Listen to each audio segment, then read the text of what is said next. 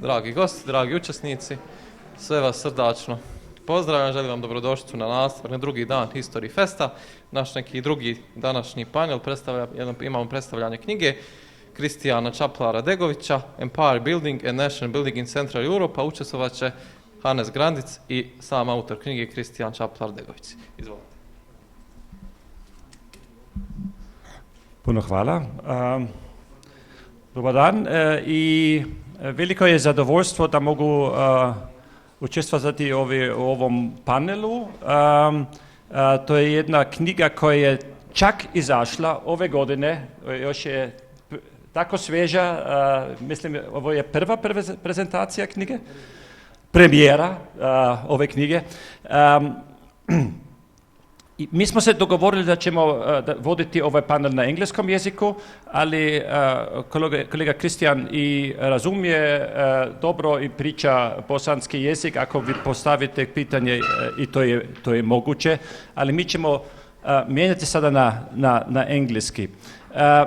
Maybe some introductory comments. I think one of the major trends in European historiography is the studying of imperialism and colonialism.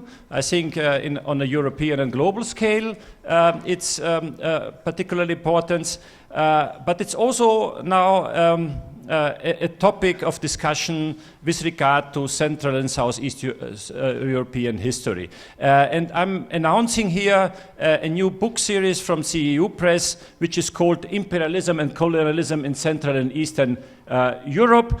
And the book that we are discussing here is in this series. And the book of Krisztiána Csaplár-Degovics is on one character who is somehow involved in the whole story of imperial thinking and colonial practice. Krisztiána Csaplár-Degovics is a Hungarian historian and a specialist on the one hand on Austro-Hungarian history and on the making of national societies and states in the course of the 20th century, and he had a particular focus on Bosnia-Herzegovina, Kosovo, Albania, and Macedonia, and he's also the head of the Department of South European Studies at the ELTE Research Center for Humanity and Institute of History.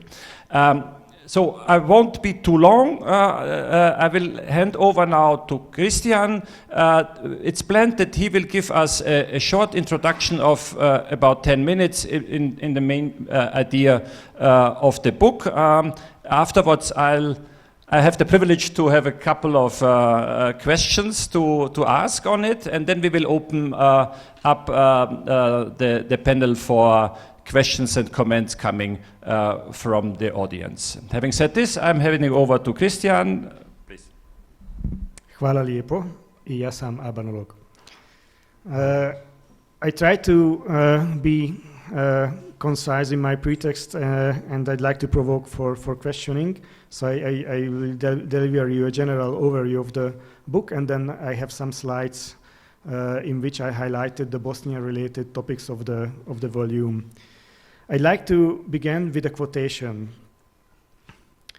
We, Hungarian Muslims, are also members of the age-old, ancestral Turanian, Iranian common family of peoples.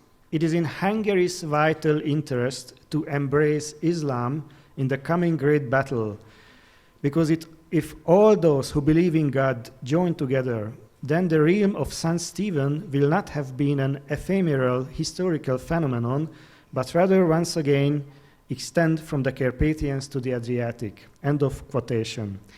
In 1931, so roughly 250 years after Habsburg armies had pushed the Ottoman Empire out of Central Europe, a marginal group of Turanists who were enthusiasts of the East and who coalesced into a socially influential movement in interwar Hungary hosted a peculiar celebration of King St. Stephen's Day in Budapest. This is a national holiday in Hungary.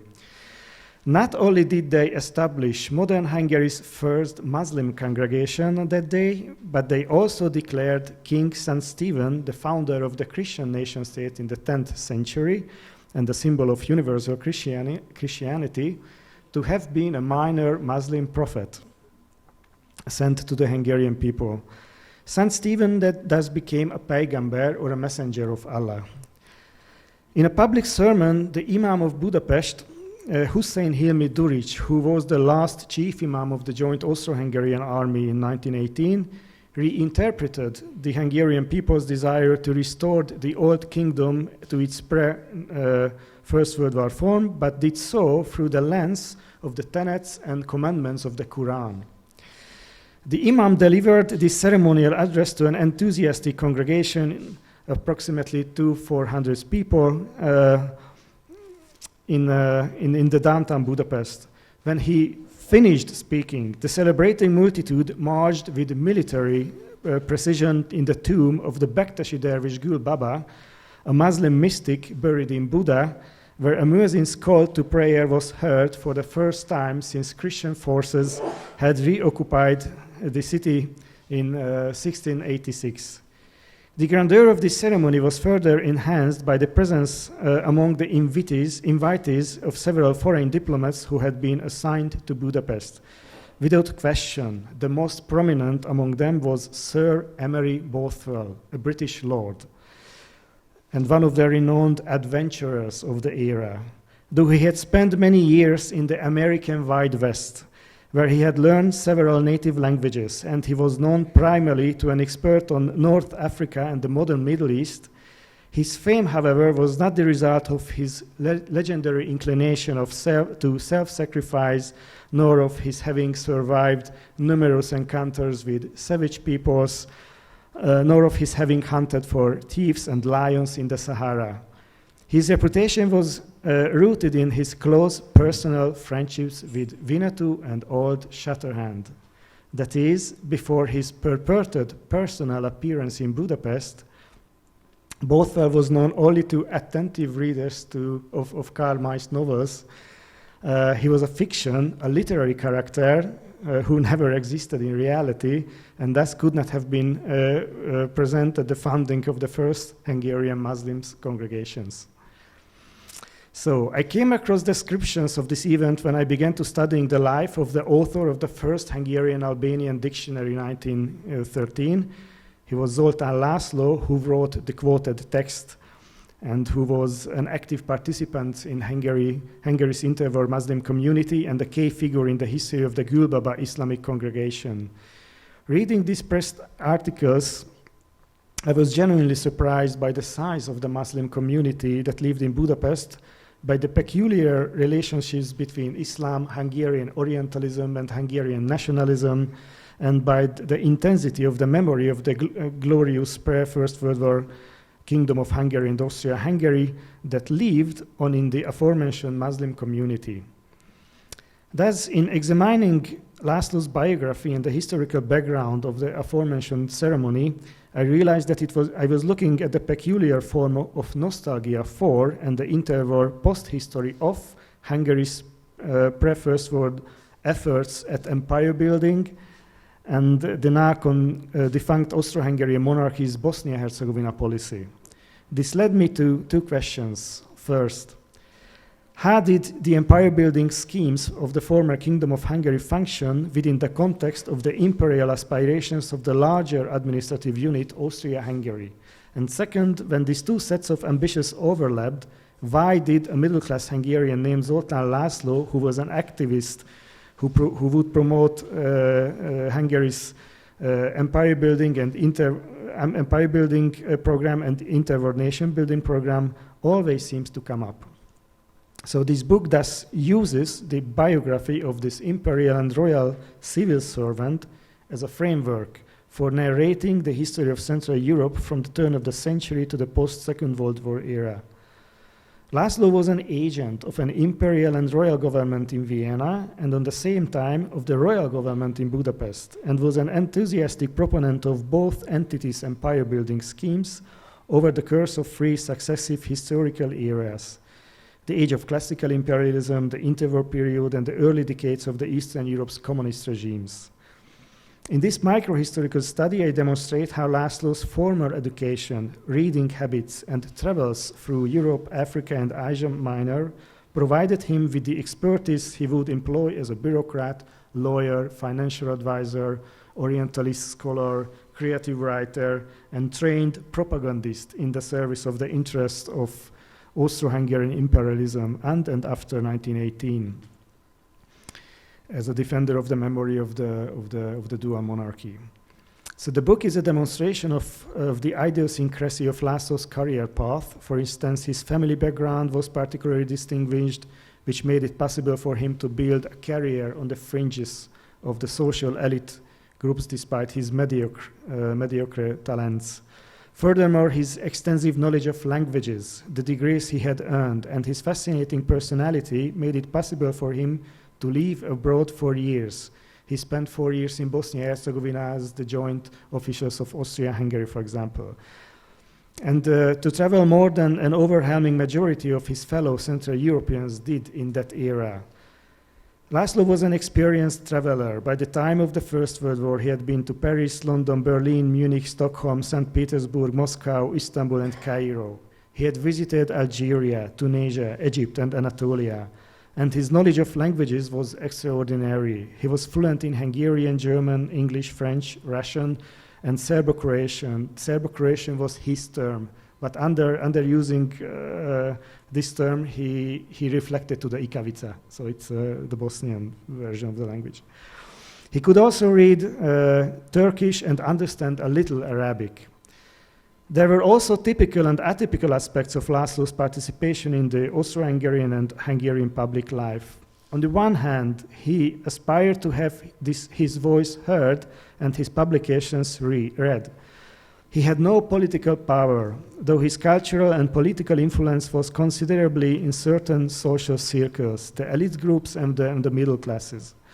And he lived a public life as a journalist or as a creative writer insofar as he found ways through fiction and press reports and speeches to social organizations on the Balkans, on the East, or some far-right ideologies of the interwar period like tyrannism or racial protectionism, of presenting himself and his ideas to certain social classes. However, he was truly atypical insofar as he proved himself capable of using new techniques to make his way in the society. As a creative writer, he helped bring the European genre known as colonial novel or colonial short stories in Hungary, and did so in the service of the Austro-Hungarian cultural imperialism. But his writerly style was a careful blend of tropes of the genre and certain characteristics of Karl May's fiction, with whom he met anyway in the last decades of the 19th century in Karlsburg, near to Vienna, in a Jesuit gymnasium he attended. László also made of his unusual expertise in working as a trained propagandist. He was trained for propagandist during the First World War in the Kriegspressekvartier. This was the war press headquarters of the Austro-Hungarian monarchy. And later he sold this experience or knowledge he gathered here in the interwar period Hungary for far right movements. He spent almost 4 decades in the service of the state and its objectives under several different political regimes, a period long enough for his Hungarian homeland to have gone through several fundamental changes. So it is my hope that the argumentation in this volume will convincingly demonstrate that pre-1918 Hungary should not be categorized as simply as a nation state, but rather as a sub-empire of Austria-Hungary, an entity which by the turn of the 20th century had itself started down the path of an empire. And now I give the floors for you, and meanwhile maybe I can show some slides on him. Okay, thank you. I mean, we started a couple of minutes later, Edin, so we will take a couple of minutes more to somehow compensate on this. After I never was aware why there were so many Hungarian Orientalists, famous ones. There were so many, and I thought, why exactly coming with a Hungarian background? And after this book, I knew more. I mean, there were a couple of routes into it. On the one hand, in the 48, 49 revolutions, I think about 4,000 or 5,000 Hungarians, many of them intellectuals, also fled into the Ottoman Empire and tried to start a new life there. And many of these intellectuals there acquired language skills and also got fascinated by culture and thinking of Islam and tried to make sense and tried to connect it with their Hungarian background. This is, I think, interesting, and this is somehow connecting it also to Zoltán László, who had. And now the question, the first one. I could talk along now, but it's not my book. I mean, one could say that there is a imperial colonial attitude on Bosnia, which is a long discussion already. In your book, you make a lot of differentiation between the Austro-Hungarian imperialism and the Hungarian imperialism on Bosnia. What's the difference? Thank you. First, the Orientalism. It was always a question of the Hungarian identity. Who are the Hungarians? Because the people's ancestors, the Magyar tribes, arrived from Asia in the 9th century, and it is a clear historical fact that so it was no problem who was the ancestor. The problem was who are the relatives in this of these people, because after changing a language in the 19th century, or after switching from the Latin and German into Hungarian, the activists or architects of the nation building realized that the Hungarians are a tiny nation among the East European, Slavic and Indo-European languages. And to find relatives, it was a kind of frustration to find a family, to find a broader family, to find the place of the Hungarians in the global level. And interestingly, the first Orientalists who did it were of Jewish origin, because they had the language skills, knowledge of, they were travelers from the East, and then they are the first group of the Hungarian famous Orientalists like Armin van Bury or Ignác Goltzy here. But the other, on the other hand, you mentioned the revolution 1848. The emigrants who left Hungary have chosen as the first emigration place the Ottoman Empire, and not America, and not Western Europe. And many of them, approximately 600, converted into Islam. And since this was the time of the Tanzimat, they were the best and the most welcome officials and officers of the Sultan, because they were of European origin. It means they were educated in European high schools. But on the other hand, they were Muslims, because they converted to the Islam, so there was no problem to reach higher posts in the empire. And this Hungarian exported the Hungarian worldview, and they were the first group who tried to facilitate the Turkish nation building in the 19th century. You have an own nation. You have an own language. You are an own nation. The world is divided to nations like you, and nationalities like minorities like the Arabian, Kurdish, and other people of the era, and so on. And the third group of the Orientalists were geographers who visited Asia in the end of the 19th century. And Zoltán László was born in this background, because the families of the geographers, of the Jewish families, were in the friendship with his father. So he was born in this. He learned the novelties. The first scientific or scholarly knowledge of the East from the kindergarten, so to let's say. So this is for the first question, and the second one, it was astonishing for me to discover that it was not only the Austro-Hungarian imperialism which played a role in Bosnia, but also the Hungarian one. I also regarded Hungary as a nation state, because I was educated in Hungary in the secondary schools and in the academic fields. But since I was also trained in Munich at the LMU and then partly in Vienna, my professors made my horizon a bit broader, to intellectual horizon a bit broader than my Hungarian counterparts. And then I realized that the text I'm reading about Bosnia reflects to a special Hungarian imperial aspirations, which was part of the dualist system. So it was not there was no rivalry between the two one, but Hungary tried to find his place among the world in this way as well. So not just as a nation, but also as a state, because the nation state functions not anymore so good as it was expected. There were too many minorities within the state, and one group of the Hungarian political elites had just come to the idea that maybe the future of the Hungarian state will be to be an empire between the Austrian one, between the German one, between the Russian one, between the Ottoman one. And for creating this imperial thoughts, it was important to receive or occupy, at least economically, territories outside of Hungary, and Bosnia was this site of the Hungarian imperialism. And it was also a good chance for the Hungarian political elite that the ruler of Austria-Hungary, Franz Joseph, had occupied Bosnia-Herzegovina as the successor of the Hungarian kings of the Middle Ages. So the Austrian Kaiser had nothing to do in Bosnia, but it was the rights of the Hungarian kings of the Middle Ages that Bosnia belonged to the regnum at that time, at least I don't know, not practically, but officially. So the Rex Rame was the title of the Hungarian kings.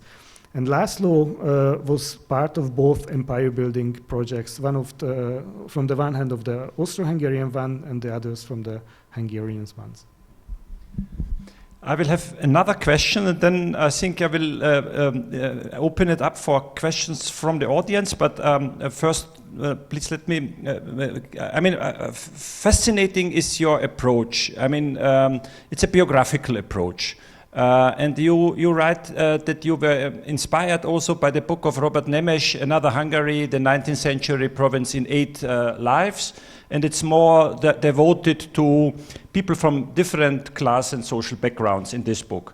And in your book, your main actor is also placed in a certain social framework, and then makes his career through imperial Austro-Hungarian Empire, Hungarian imperial thought, being somehow living and as working as a bureaucrat in Bosnia, being a war reporter in the Balkan Wars, a writer in the cafe house culture in Vienna and Budapest and beyond, then being a propagandist in World War I.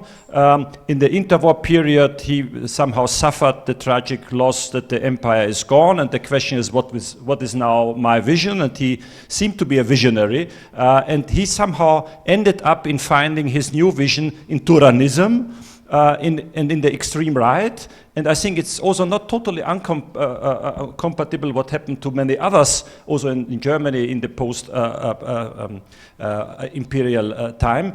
And then through World War II, he ended up his life in the communist Hungary and tried to continue to it. Maybe you could comment a little bit on this, why you think this, what is the advantage of this biographical way, because usually historians take from 78 to 80, and then the story is over. You are crossing through all the caesuras that we have, World War I, World War II, and see how the same actor in his oeuvre is changing his ideas or adapting better the idea. When you are answering here, please, those who would like to ask a question, I will just open up the floor for this. Thank you. As a historian, I always met such expressions or terms as imperialism, colonialism, Orientalism, nation building, state building, and since I'm also dealing with the Albanian ones, Serbian one, Macedonians one, Bosnia, Croatian, etc. So my focus is not in the center of my focus is not a Budapest view, world view, because I can change my perspective. As I first mentioned, I wanted to only write the background of how a Hungarian-Albanian dictionary was born at the turn of the century. Why was it necessary? And I realized that he published not just an Albanian one, but also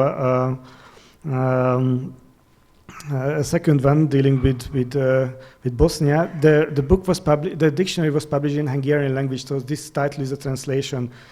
But as an official, who learned somewhere the Croatian language in early in Hungary, met in Bosnia in the everyday practice that he didn't understand the vocabulary of the Muslim people. And I try to also reflect or interpreted the backgrounds of this Bosnian dictionary, and it led me to so many topics that it was not easy to. So it was not easy to explain what is my aim to say, what is my intention to reconstruct, and it was.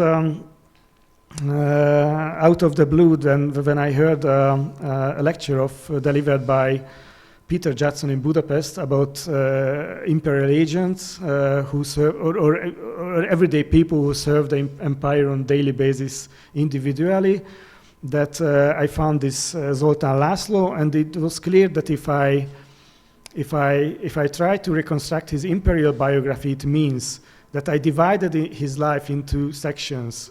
Zoltán László as a journalist, Zoltán László as a creative writer, as an Orientalist scholar, and so on, that I will be able to explain these topics I mentioned. I mean, Orientalism, colonialism, imperialism in Central Europe, but I won't lost the train of thought, because his life will be a clear path which led me through these various topics. And Central Europe is not an easy territory to understand, and so I think if we are reading a personal biography, it's always easier to understand historical topics. We will now collect the questions and comments, and then you will have the final word on it. Emily Greble.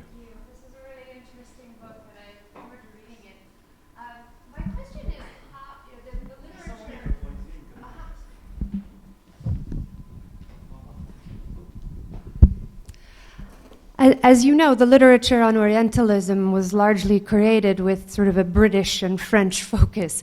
And I'm curious how you see your work on Hungarian Orientalists and sort of Central Europe redefining the paradigm more broadly of what Orientalism is and how we sort of use that paradigm as historians. George Loftus? Yeah, thank you for this. This is I need to go out and read this book. It's interesting. Laszlo, Mika, and I in the last semester taught a class about Habsburg biographies, so people who lived this life between the Habsburg Empire into the post-World War II period. And so it's sort of fascinating to see another example of this, and the sort of the same themes come up over and over again. My question is actually specifically about what Laszlo's position was on Zionism as it emerged in the Habsburg Empire. It's born in Hungary, and it has this kind of imperial visioning, particularly Herzl has an imperial visioning. I wonder if he had a kind of relationship to the Zionist project and kind of what it represented about this sort of self-orientalization that is happening within particularly the Jewish community. I was also thinking about Mohammed Assad is another figure who engages in this kind of self-orientalization as a Jew that brings him to Islam. And so that's also connected. So the Zionism is the kind of specific point, but then I also wondered if you could reflect on whether this Hungarian model or this model that's emerging in the Habsburg Empire, in Bukovina, in the kind of eastern regions as well, Galicia, reflects a model of empire which is about finding some kind of commonality with the colonial region rather than asserting this kind of civilizational mission. It's this kind of self-orientalization to justify empire rather than the French or the British, which is saying we have a superior culture to impose or teach, or however you want to phrase it. I've seen two more, Mr. Kepler, Krzysztof Kostony and Edin Radosic, and then we'll... Thank you very much. Super interesting. I myself come from Hungary, and I was aware very much of these 19th century travelers and so on. Now, could you maybe, but I was really not aware that it kind of went on until the 30s and so on. So could you maybe give us some context, like, were there others of a similar stature as Zoltán, or is he kind of the last of kind of a dying genre of these Orientalist adventurer explorers? Thank you. So about the creative writer. Sorry? No, just kind of whatever, travelogues or are there others who had kind of at that time who were in the 10s, 20s, 30s, had a kind of a similar stature, similar orientation, maybe, different positions on colonialism. I mean, the 19th century travelers we are aware of, but how did the scene look like later in Zoltán's time? Thanks. Can you take one more question? Yeah. Many of the questions probably will end up to be discussed in the coffee break. But I mean, it's important to get these questions so you have something to think of. And yeah. Christian, thank you very much. What's the meaning of this person today? You have the Eastern opening, and Turanism is big in Hungary, but this guy seems to have an ambiguous kind of profile, where Islam plays a huge role.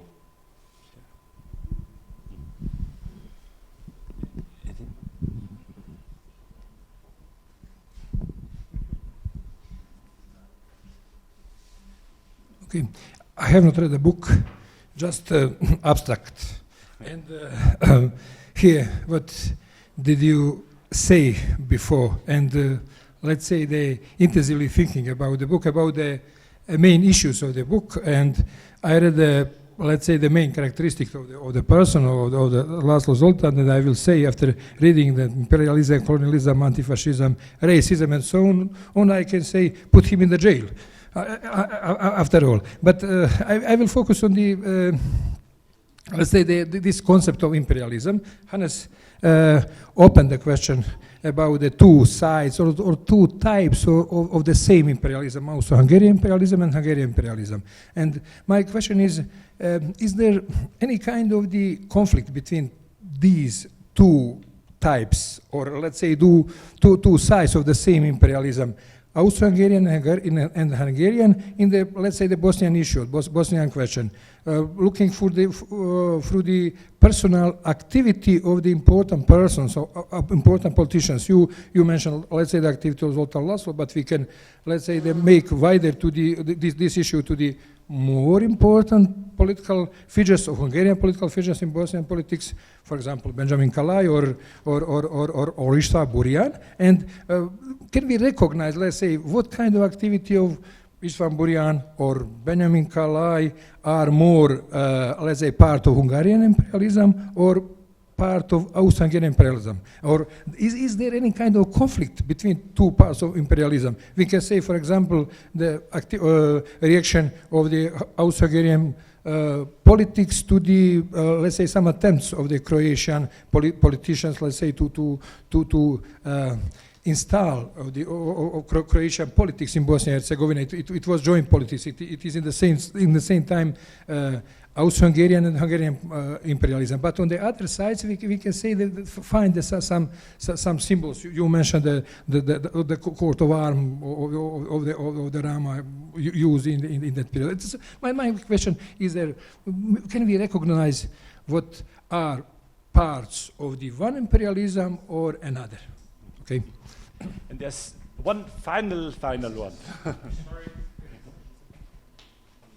But you gave us such a teaser, and I have to ask something that actually connects to all the previous questions, and that's the question of race and the understanding of race by László, because I know that Hungarian intellectuals in the 19th century weren't united in their understanding of race, or a conqueror race that came and created this kingdom, or if they have integrated with the Slavs, or if they haven't, and that further connects with the question of Bosnia and of empire and of Islam, etc., etc. So I wanted to hear what was the interwar evolution and post-war evolution of understanding of race in this context of Hungarians, and self-understanding of them seeking for ethnic families, etc., etc., and the question of mixing of different peoples, races in the late 19th century Central European understanding of the term.